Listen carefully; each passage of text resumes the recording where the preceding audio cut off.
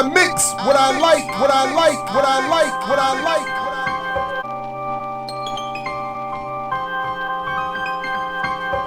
like. Okay, what's up, world? Welcome to another special edition of I Mix What I Like, specifically and initially for our patrons and YouTube members, supporters financially of this show and the channel, Black Power Media. I want to thank you personally, and I know we all collectively want to thank you for your continued support. And as we continue to expand as a channel and build projects and do more work, your support and continued support is, of course, very important. So want to continue to provide you with at least some initial heads up, first offering content as much as we can, as much as I can. And this is just another endeavor towards that end. While some of you may be not thrilled with the return again to a discussion of cryptocurrency and blockchain technology, I do think this conversation is a little bit different from any of the ones I've had, and that I think importantly are very different from conversations I see happening within the Black world. So whether it's the debate I've been in personally or those I've seen happen in the Black world, in Black media, or just discussions, certainly within the heavily propagated propaganda or cryptoganda, as I've been wanting to call it, that is specifically targeted at Black and brown and world majority people. This version of the conversation has not been had. So, as the title suggests, Richard Wolff and the Blockchain Socialist will help us. They will work with us, and they will help us one way or another. So as we know, Richard Wolff, the great socialist educator, economist, podcaster, interviewee, has not made himself available to my show or this platform for a discussion of cryptocurrency. But as I said and continue to feel, as long as we can get the analysis, that important analysis from Richard Wolff one way or another, whether it's directly in conversation with me and us, or whether it's through his other platforms or other interviews, as long as his analysis comes out, we can make use of it, and we will make use of it. His analysis is important. It's essential. So, that was my thing. That remains my thing. As long as it comes out, we can make use of it. And so as I continue to remain subscribed, again, encouraging you all to do the same, to Democracy at Work, one of the platforms with which Wolff is associated, you can see here that in one of the more recent uploads, as I was perusing the recent offerings, is right here. All Things Co-op, Blockchain and Cryptocurrency. So within the context of the All Things Co-op podcast, again, I think something I'm just being introduced to is associated with their platform. They had a conversation about cryptocurrency among the left, the white left, socialist left, predominantly white socialist left, about blockchain and cryptocurrency with the Blockchain Socialist. And again, if some of you may remember, I have been had been in some exchange privately with the Blockchain Socialist, who never appears on camera, as is his choice, and probably in wise decision, and I believe based somewhere in Western Europe, and that time zone difference is what largely led to his inability to come on with me. He was definitely willing, but we had this exchange where I said, I've been listening to and reading some of your work, and I'm not seeing where the questions I'm raising are being answered. He said he had checked out one of my videos and had some issues, but he did not specify. We could never get clear on what those were. And of course, we never had the discussion. So when I saw this, that he was appearing on in an extended conversation about blockchain and crypto on Richard Wolff's platform, I said, here we go. This is at least a step in the right direction. If neither one of them can or will appear on this platform to have the discussion, as long as they continue to put out the work and have the conversations that they are having and providing the analysis that I think we need and can make use of, we will make use of it. So here we go. All right. So in this conversation, of course, we'll provide make sure the link is in the show notes so you can hear the entire thing. It is worthy of our attention. I'm just going to play a clip of it where there is a discussion that they have around the use of blockchain and crypto within the socialist or left movement or community. And I think this is an important point to start off making clear, that I think we have not made clear in our spaces. That is, they are starting from a point of, we are socialists, we're in a left movement or community, broadly speaking, and we want to engage this technology for the good, for the support of our efforts. So the blockchain socialist is not advocating that we can invest in cryptocurrency and become rich, and then we can level the playing field and get political power, as is the argument that is dominating the Black world in one form or another, and certainly the argument that was predominant in the recent debate I had with the gentleman of crypto. What the blockchain socialist is advocating is that the left not turn away from the technology and make sure that it uses the technology to its, again, benefit. That is an important distinction that I think we have not made clear, and I wanted to start off by highlighting here. So let's just pick it up. So I'm wondering, even to kind of like as an education for me, but for those who are listening, what other things there are maybe not often talked about, or sort of talked about, that need to be talked about more in terms of what this technology could provide? Sure, yeah. So like, I have like a huge list, so I need to like carefully select which ones you can fit into the most important the amount of time we have with the podcast. But the one that I pull out a lot as, for me, one of like the most obvious ones is just having some form of basically like value transfer that is censorship resistant, which is something that, like, of course, can help the left or the right depending on like the context.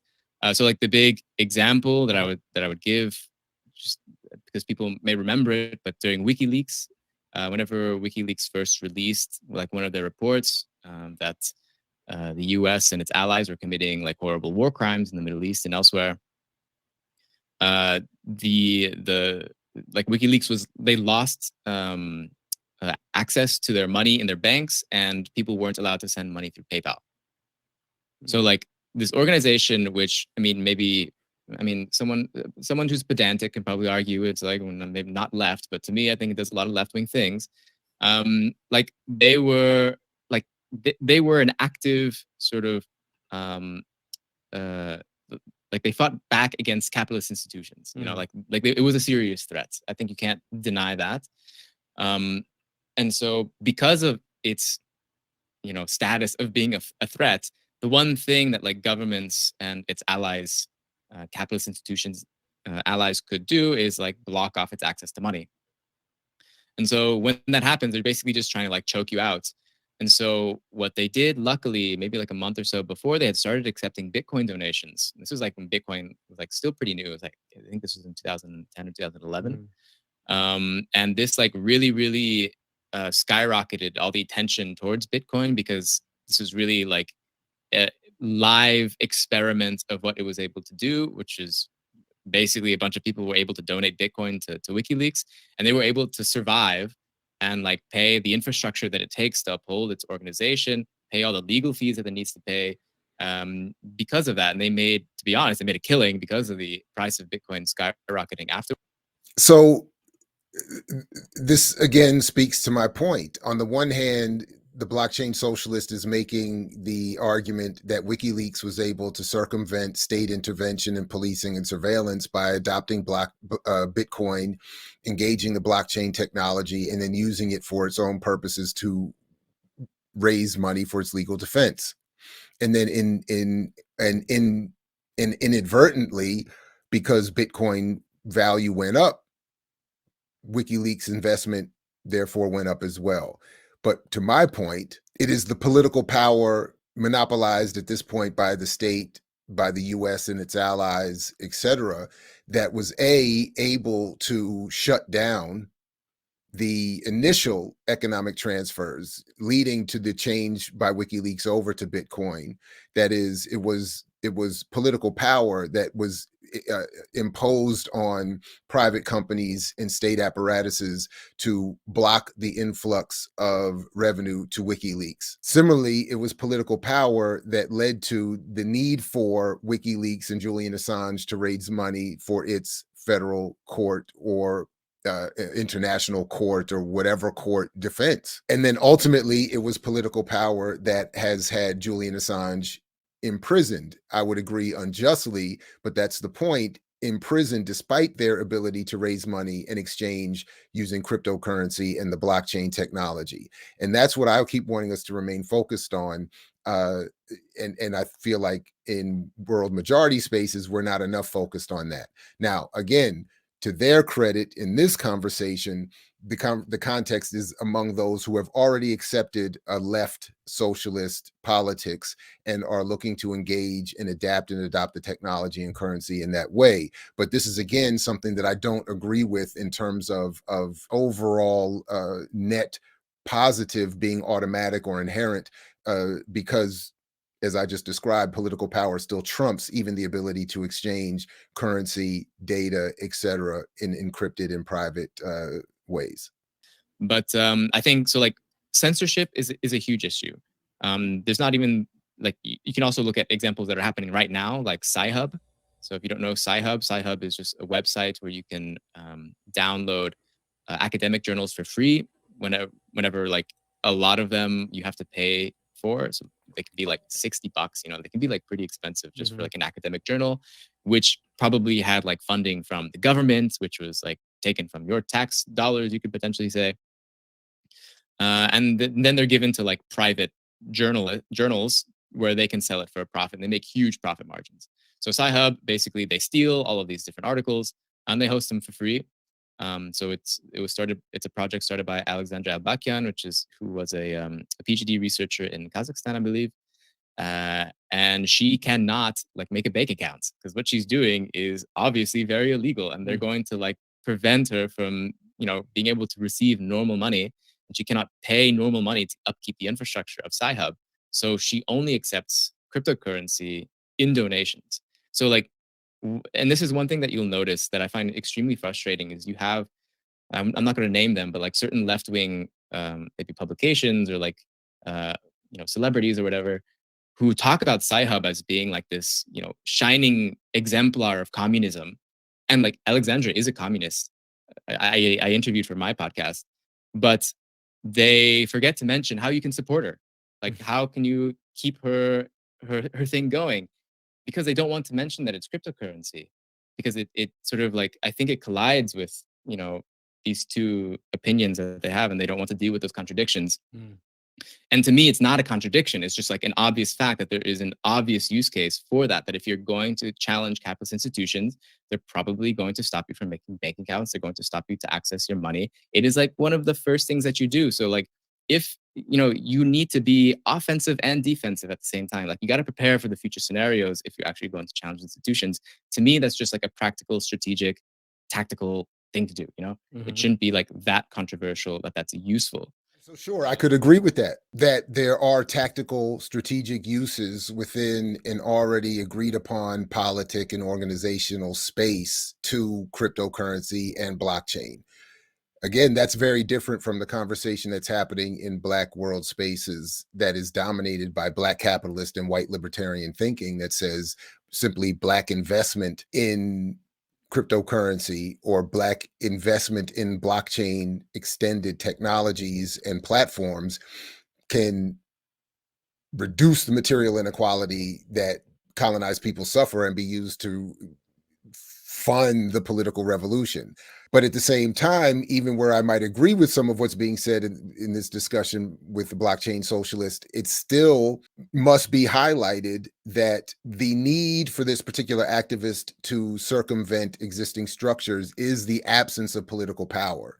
She may be doing righteous work. Those who support her may be doing righteous work. But the point is they're doing righteous work without political power. And that's what we ultimately need to have and should be focused on. Similarly, and what the blockchain socialist says here also speaks to what he and I were going back and forth with privately, and why I was asking him for specifics on what it was he found lacking in my argument, because I'm not hearing us disagreeing per se, in that he's not speaking to the issues I'm raising. That is, these Black capitalist, white libertarian arguments that are being projected and marketed to Black and brown world majority communities as telling us all that blockchain and crypto is a solution to our material, political, social, whatever problems. His is a critique that the left is ignoring tactical uses of the technology and the currency.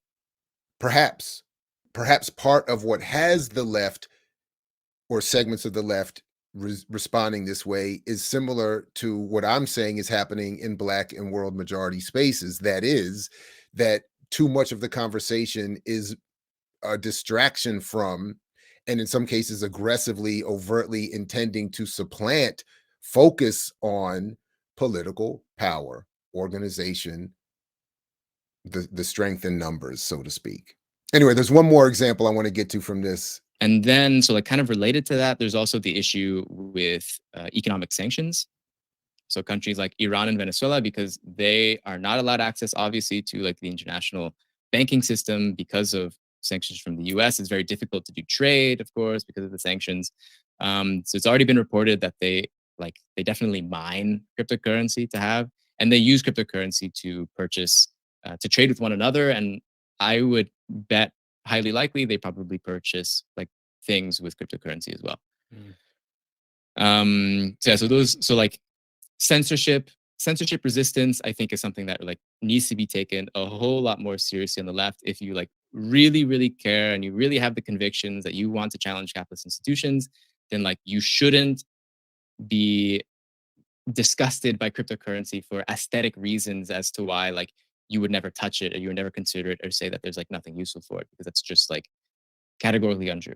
Okay, so to that end, we could even agree that once a certain level of political clarity and organization has been achieved, any technology, any tool can be put to certain uses if the goal is to have those uses be attaining political power. So in some level, it's like what I hear even to this day around discussions in the Black community around the vote. We have to vote even for the lesser of evils, because people previous to us have fought and died for the right for us to have the vote. What is missing in that is that the initial struggle for the vote was for it to be a tool in the process of achieving political power or freedom. That part has been excised from the discussion and continues to be, even when we're discussing new technologies of blockchain and crypto. All right, so there's one more piece I want to share to sort of solidify this point as it regards the white left's conversation around crypto and blockchain, that I think is of value and demonstrates something that is, I think, too often lacking in our discussion. So again, shout out to whoever sent me this article, and forgive me once again for not remembering. Please follow up with me and remind me. Put it in the comments if you're to be given credit for this. Thank you. In this fascinating discussion, in a publication from the Center for Post-Capitalist Civilization, subtitled "What We Like," I mix what I like. Anyway, Crypto, the Left, and Techno-Feudalism. Yanis Varoufakis and Evgeny Morozov in dialogue. Now, I'm not going to go through the whole thing. It's a fascinating discussion. It goes in a lot of different directions. I'll make sure the link is in the show notes. Check it out for yourself. But there is just one component of this that I think is most relevant for our discussion today, that in their conversation, which ends up being about NFTs or non-fungible tokens, something we've talked about on the platform a number of times, and we'll unfortunately have to come back to talking about more in the future.